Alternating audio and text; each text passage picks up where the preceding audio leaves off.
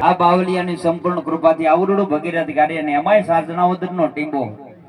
તો સાહેબ એ ભગીરથ કાર્યની અંદર દરેક માનવંતા મહેમાનો એટલા પટાંગણમાં ક્યાંય પણ મારો અવાજ જ્યાં સુધી સંભળાતો હોય ત્યાં સુધી દરેક મહેમાનો પ્રસાદી આરોગવા માટે આપણી ભોજનશાળાની માઇલ પર પધાર્યો કારણ કે આ બાવલિયાની કૃપાથી કારણ કે સાહેબ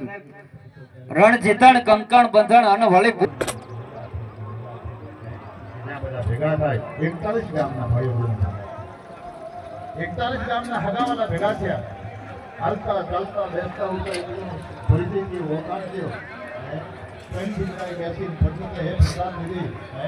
આપણે ત્યાં ભાગવત ગીતામાં લખ્યું છે કે જે એક સાથે બેસી અને જે પંગતમાં પ્રસાદી લે ને એના જીવનમાં કાયમ માટે પ્રસન્નતા આવે છે કાયમ પ્રસાદસ્તુ પ્રસન્નતા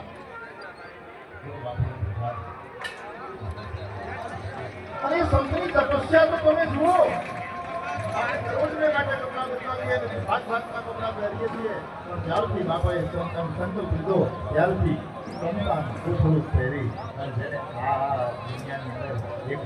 સિદ્ધિ એક સરળ સંતની વ્યાખ્યા ઉભી કરી કોઈ જાતના સુખ ઉપભોગ નહીં એસી અરે નહીં કોઈ એવી ફરવા માટે ગાડી